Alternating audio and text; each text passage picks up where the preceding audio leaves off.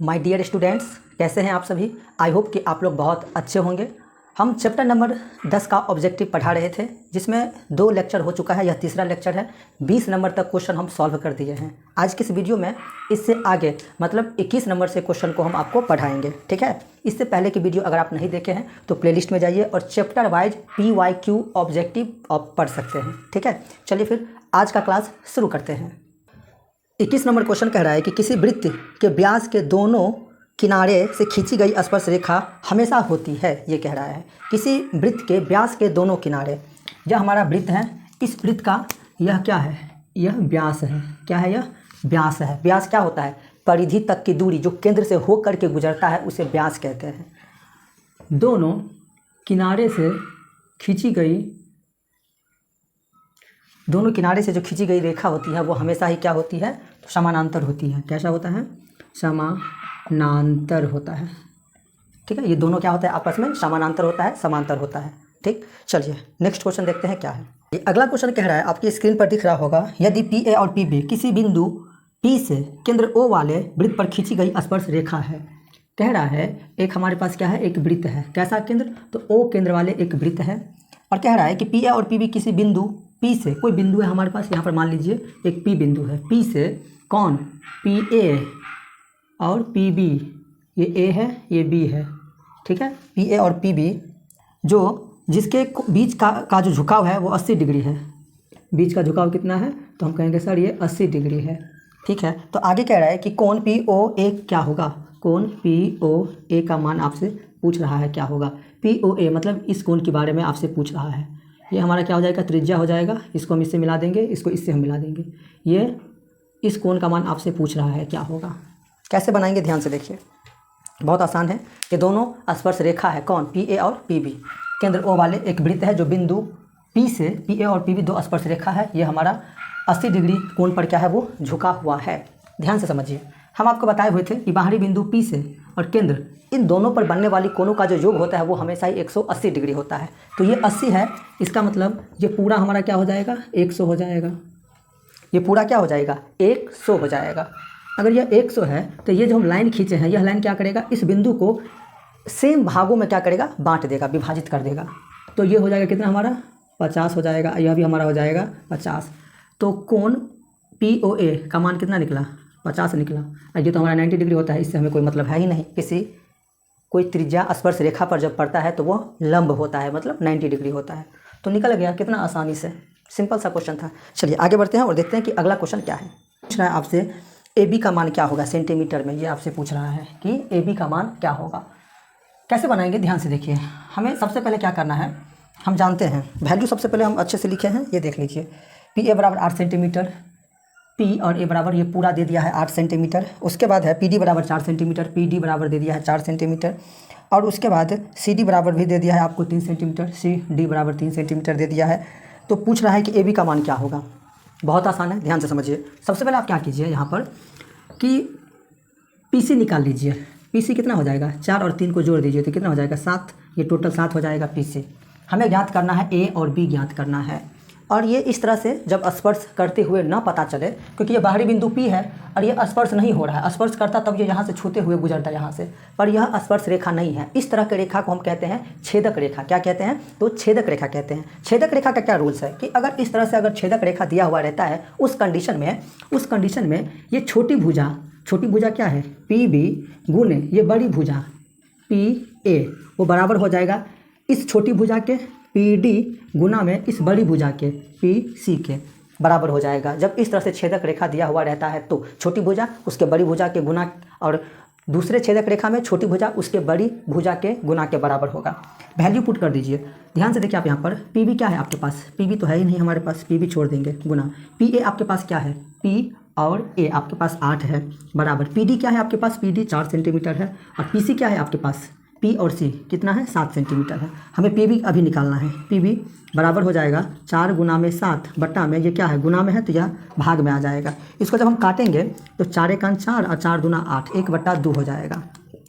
तो PB बराबर हो जाएगा 7 एकान 7 बट्टा में 2। इसको जब हम काटेंगे तो PB बराबर हो जाएगा 2 तिया 6, भाग दीजिए 2 तिया 6, शेष 1 बचा, दशमलव उस पर 0, 2 पंचे 10, 3.5 निकला। क्या 3.5 निकला। 3.5 निकला, क्या PB निकला। हमसे पूछ क्या रहा है, AB पूछ रहा है, तो पहले हम PB निकालिए क्योंकि उसकी ज़रूरत हमें थी होगा इस कारण से। अब यहाँ पर ध्यान से आप देखिए, हमसे पूछ रहा है क्या, AB पूछ रहा है, AB पूछ रहा है।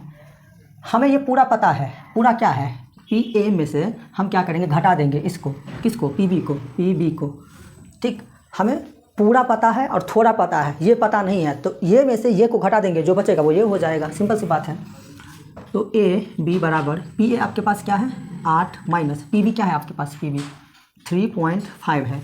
अब इसको घटा दीजिए आप, जैसे ही इसको आप घटाएंगे तो 5 इधर हो जाएगा, इधर 7 में से 3 गया तो 4 हो जाएगा सेंटीमीटर। तो AB का मान निकल गया कितना, 4.5 सेंटीमीटर। अब हम कैसे घटाएं, बहुत सारे लोगों को ये पता ही नहीं होगा कि कैसे हम घटा दिए, मन ही मन। देखिए रफ में यहाँ पर समझ लीजिए आप कैसे हम घटाएं इस चीज़ को। हमारे पास क्या है 8 है, दशमलव नहीं है आपके पास, मन से दशमलव दे दीजिए, मन से दशमलव दे दीजिए। जिसके साथ घटाएंगे उसमें दशमलव है, कोई बात नहीं है। दशमलव के बाद कितना है 5 है, दशमलव से पहले कितना है 3 है, घटाना है हमको। यहाँ कुछ नहीं है तो मन से 0 दीजिए, 10 में से 5 गया तो 5, दशमलव के सामने दशमलव, ये 7 बचा, 7 में से 3 गया तो 4, और यही हो जाएगा आपका 4.5। हम इस तरह से घटाए, आई होप कि आप समझ गए होंगे। चलिए अगला क्वेश्चन देखते हैं क्या है। चलिए अगला क्वेश्चन देखते हैं, कह रहा है कि दिए गए चित्र में PQRS एक चक्रीय चतुर्भुज है। त्रिभुज के अंदर में एक चतुर्भुज है, उसे हम कहते हैं चक्रीय चतुर्भुज है, जो O केंद्र वाले जो है O केंद्र वाले वृत्त पर O केंद्र वाले वृत्त से पूर्णतया क्या है, घिरा हुआ है। तो आपसे पूछ रहा है कोण RPS का मान पूछ रहा है। क्या पूछ रहा है, RPS का मान पूछ रहा है। मतलब कौन सा कोण की बात हो रहा है, RPS, इस कोण की बातें हो रहा है, जो ब्लू कलर से हम किए हुए हैं मार्क, उस कोण की बातें हो रहा है, उसका मान आपसे पूछा है। कैसे बनाएंगे, एक चीज़ आपको पता होगा, आप 9th क्लास में पढ़े होंगे कि एक वृत्त के अंदर में एक ही आधार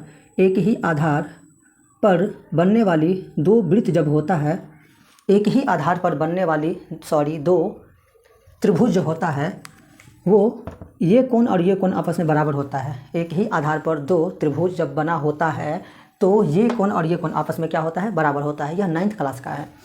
तो ठीक इसके अकॉर्डिंग हम यहाँ पर सोच सकते हैं, थोड़ा सा अगर ध्यान दें तो ये इसको हम आधार मान लेते हैं। ये जो हमारे पास SR है उसको आधार अगर हम मान ले तो हमें यहाँ पर पता चलता है कि दो त्रिभुज बना हुआ है। वो कौन सा त्रिभुज है, ध्यान से देखिए। एक त्रिभुज हो गया ये आपका, जो ब्लू से हम मार्क कर रहे हैं, तो इसके लिए ये कोण, और एक त्रिभुज है हमारे पास ये वाला, उसके लिए ये कोण। तो इसके अकॉर्डिंग एक ही आधार पर दो त्रिभुज है, एक ये त्रिभुज QRS, एक ये त्रिभुज PSR। तो ये कोण और ये कोण आपस में क्या होगा, बराबर होगा। अगर यह 30 डिग्री है तो यह भी हमारा क्या हो जाएगा, 30 डिग्री हो जाएगा। 40 और 50 का कोई काम यहाँ पर नहीं होगा। तो इस तरह से जब भी ऐसे क्वेश्चन आए तो आपको सॉल्व करना है, ठीक है।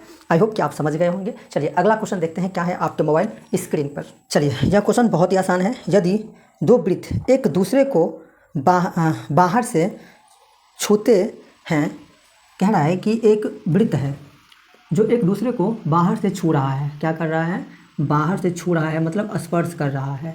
तो आगे लिखा है, तो दोनों वृत्त से एक साथ गुजरने वाली स्पर्श रेखा की संख्या क्या होगी, ये पूछ रहा है आपसे। क्या पूछ रहा है कि दोनों वृत्त से एक साथ गुजरने वाली स्पर्श रेखा कितना होगा, ये पूछ रहा है। ठीक है भाई, वृत्तों से एक साथ गुजरने वाली स्पर्श रेखा की संख्या, एक साथ अलग अलग नहीं, एक साथ गुजरने वाली स्पर्श रेखा की संख्या कितना होगी, तो एक ही होगी। क्या होगी, एक ही होगी, एक होगा। एक साथ अगर एक साथ नहीं बोलता तो फिर 3 होता है, 1 2 और ये 3। इस तरह से हम सोचते, ठीक है। चलिए नेक्स्ट क्वेश्चन देखते हैं क्या है। नेक्स्ट क्वेश्चन है कि PQRS एक समांतर चतुर्भुज पूर्णतया वृत्त से घिरा है, तो वह एक डैश नहीं है, ये कह रहा है। इसका आंसर हो जाएगा कि समलंब चतुर्भुज नहीं है। वो कैसा नहीं है, समलंब चतुर्भुज नहीं रहेगा। इस बात को आप याद रखिएगा। बाकी ये तीनों हो सकता है। अगर एक PQRS एक जो हमारे पास एक समांतर चतुर्भुज है वो अगर घिरा हुआ है पूरी तरह से, पूर्णतया मतलब पूरी तरह से वृत्त से, तब वह वर्ग भी होगा, आयत भी होगा, ठीक है, विषमकोण त्रिभुज भी होगा। लेकिन वही है कि समलंब चतुर्भुज नहीं होगा। चलिए नेक्स्ट क्वेश्चन कह रहा है, चलिए 27 नंबर क्वेश्चन कह रहा है कि ठीक 4:24 अपराह्न पर घंटे की सुई दोपहर के बाद कितने डिग्री घूम जा चुकी होगी, ये पूछ रहा है आपसे। 4:24 जब हो रहा है तो दोपहर के बाद वो कितने डिग्री पर वो घूम चुकी होगी, ये आपसे पूछ रहा है। जब भी इस टाइप के क्वेश्चन आए, इस टाइप के, केवल इस टाइप के जब भी क्वेश्चन आए तो बहुत मैं आपको आसान तरीका में आपको बता रहा हूँ। आपको क्या करना है, ये जो घंटा वाला सुई है ना, उसको क्या करना है, हमें 30 के 1 घंटा में क्या होता है, 1 घंटा में 60 मिनट होता है। तो हमें क्या करना है, उसके आधा से 30 से गुना कर देना है। और इसको क्या करना है, हमें इसको 24 को क्या करना है, आधा से गुना कर देना है, सॉरी हाँ आधा से। अब यहाँ से देखिए 4 तिया 12, इधर 120 होगा और दोनों को जोड़ देंगे। इधर क्या हो सकता है, ये इधर हो जाएगा 2 1 2 2 दूना 4, 12 हो जाएगा। ठीक है, यहाँ पर 12 हो जाएगा। दोनों को जब हम जोड़ देंगे तो 132 सेंटीमीटर, 132 डिग्री का यह कोण बन जाएगा। ठीक, याद रहेगा आपको। जब भी इस टाइप के क्वेश्चन आए तो घंटा को 30 से और मिनट वाले को आधा से 1/2 से आपको गुना कर देना है। फिर दोनों को जो भी वैल्यू आए दोनों को फिर जोड़ देना है। चलिए अगला क्वेश्चन देखते हैं क्या है। नेक्स्ट क्वेश्चन है कि किसी त्रिभुज के 3 लंब मतलब ऊंचाई के मिलान बिंदु को कहा जाता है, ये कह रहा है। हमारे पास क्या है, एक त्रिभुज है, कह रहा है कि एक त्रिभुज है हमारे पास। इस त्रिभुज के लंब मतलब ऊंचाई के जो मिलान बिंदु हो गए ना, 3 लंब, 3 ऊंचाई के मिलान बिंदु को क्या कहते हैं। सर 3 ऊंचाई क्या क्या हो सकता है, एक तो ये हो सकता है, ये एक लंब हो गया। दूसरा हम यहाँ से खींच सकते हैं, इसको हम लंब बना देंगे। तीसरा यहाँ से खींच सकते हैं, इसको हम लंब बना देंगे। तो ये तीनों लंब जहाँ पर मिल रहा है, कहाँ पर मिल रहा है, तो हम कहेंगे सर ये यहाँ पर मिल रहा है, इसको हम क्या कहेंगे, तो इस मिड पॉइंट को हम कहेंगे लंब केंद्र कहेंगे। क्या कहेंगे, लंब केंद्र कहेंगे। ठीक है, चलिए नेक्स्ट क्वेश्चन देखते हैं क्या है। नेक्स्ट क्वेश्चन है कि 8 सेंटीमीटर त्रिज्या से वृत्त पर 2 समांतर स्पर्श रेखाओं के बीच की दूरी क्या होगी। 8 सेंटीमीटर त्रिज्या के एक वृत्त पर 2 समांतर स्पर्श रेखा है। कैसा होगा, डायग्राम बना करके हम समझते हैं। ये मान लेते हैं कि यह 8 सेंटीमीटर का एक हमारे पास क्या है, 8 सेंटीमीटर का एक हमारे पास क्या है, 8 सेंटीमीटर त्रिज्या का एक हमारे पास वृत्त है जिस पर 2 समांतर रेखा है। क्या है, 2 समांतर रेखा, एक ये और एक ये, 2 समांतर रेखा है। तो कह रहा है कि इनके बीच की दूरी क्या होगी, किसके किसके बीच की दूरी, इस दोनों समांतर स्पर्श रेखा के बीच की दूरी आपसे पूछा है। ठीक है भाई, अगर यह त्रिज्या 8 सेंटीमीटर का है, इसका मतलब हम यहाँ से कहीं भी त्रिज्या अगर हम खींचेंगे तो वो 8 सेंटीमीटर का ही होगा, ये कन्फर्म है। अलग अलग त्रिज्या नहीं हो सकता है। तो कहीं से हम क्यों खींचेंगे, हमें तो यहाँ से लेकर यहाँ तक के बीच की दूरी ज्ञात करना है। तो यहाँ से लेकर यहाँ तक जो अगर हम त्रिज्या खींचेंगे तो वो भी 8 सेंटीमीटर का होगा। तो टोटल कितना हो जाएगा, 8 दूना 16 सेंटीमीटर का हो जाएगा। दोनों को जोड़ देंगे, आधा पता था, आधा जानते हैं कि जितना आधा होता है उतना ये भी होता है, ये भी पता चल गया। दोनों को जोड़ दिए, पूरा पता चल गया। दोनों समांतर स्पर्श रेखा के बीच की दूरी हम ऐसे ज्ञात कर देंगे। या फिर एक फॉर्मूला याद रखिएगा, 2 गुना r, आराम से बन जाएगा। चलिए नेक्स्ट क्वेश्चन देखते हैं क्या है आपके मोबाइल स्क्रीन पर। अगला क्वेश्चन है कि यदि किसी वृत्त की 2 समांतर स्पर्श रेखाओं के बीच की दूरी 12 सेंटीमीटर है तो उस वृत्त की त्रिज्या क्या होगी। अब इसका अपोजिट दे दिया है। अपोजिट क्या दिया है सर, कह रहा है कि एक वृत्त है हमारे पास, एक हमारे पास वृत्त है, उस वृत्त पर 2 समांतर स्पर्श रेखा भी है। उन दोनों समांतर स्पर्श रेखा के बीच की दूरी भी आपको दे दिया है। ठीक है, ये हमारा केंद्र है और दोनों के बीच की दूरी भी दे दिया है हमको, कितना, तो 12 सेंटीमीटर दे दिया है। इन दोनों समांतर स्पर्श रेखा के बीच की दूरी 12 सेंटीमीटर दे दिया है। तो आपसे त्रिज्या पूछता है, ये पूरा 12 है और यहाँ से लेकर यहाँ तक की दूरी को हम त्रिज्या कहते हैं। इधर में यहाँ से लेकर यहाँ तक की दूरी को हम त्रिज्या कहते हैं। केंद्र से परिधि तक की दूरी को त्रिज्या कहते हैं। पूरा हमें पता है, आधा पता करना है। तो ये 12 कैसे हुआ होगा, इसका मतलब ये हमारा 6 सेंटीमीटर होगा, तब तो जा करके ये 6, ये त्रिज्या भी 6, टोटल 12 हो गया। सिंपल, तो 6 सेंटीमीटर इसका करेक्ट आंसर हो जाएगा। त्रिज्या क्या हो जाएगा, आधा हो जाएगा। एक तरह से देखा जाए तो ये पूरा हमारा क्या है, एक व्यास है, व्यास, और त्रिज्या का डबल होता है व्यास, व्यास का आधा होता है त्रिज्या, ऐसे भी हम सोच सकते हैं। ठीक है, चलिए नेक्स्ट क्वेश्चन देखते हैं क्या है। किसी वृत्त के केंद्र से 13 सेंटीमीटर दूर स्थित बिंदु P, केंद्र से O मान लेते हैं, 13 सेंटीमीटर दूर स्थित बिंदु P से स्पर्श रेखा की लंबाई जो है वो कितना है, 12 सेंटीमीटर है। तो आपसे पूछ क्या रहा है, तो आपसे पूछ रहा है वृत्त की त्रिज्या क्या होगी, ये आपसे पूछ रहा है। वृत्त की त्रिज्या, ये है हमारा वृत्त की त्रिज्या है ये।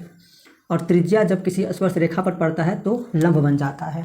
ठीक है, लंब जब बन गया तो हमें पता है कि लंब 90 डिग्री के सामने की भुजा कर्ण, यह आधार, यह लंब, हमें आधार पता करना है इस वाले त्रिभुज में। PQ, इसको हम R रख देते हैं नाम। हमें लंब पता करना है, सॉरी आधार का फॉर्मूला होता है √अंडर कर्ण स्क्वायर, 13 का स्क्वायर 169 माइनस में लंब स्क्वायर 12 का स्क्वायर 144। जब आप इसको घटाइएगा तो 9 में से 4 गया तो कितना हो जाएगा 5, 16 में से 14 को घटा दीजिए तो 2, इसका वर्गमूल निकालिए तो 5। तो निकल गया इसकी त्रिज्या 5 सेंटीमीटर। किसके? तो उस वृत्त की त्रिज्या निकल गई 5 सेंटीमीटर। आई होप कि आज का वीडियो आपको अच्छा लगा होगा। इसी तरह के वीडियो के लिए आप हमारे चैनल को सब्सक्राइब कर सकते हैं। मिलते हैं नेक्स्ट वीडियो में, तब तक के लिए जय हिंद, जय भारत।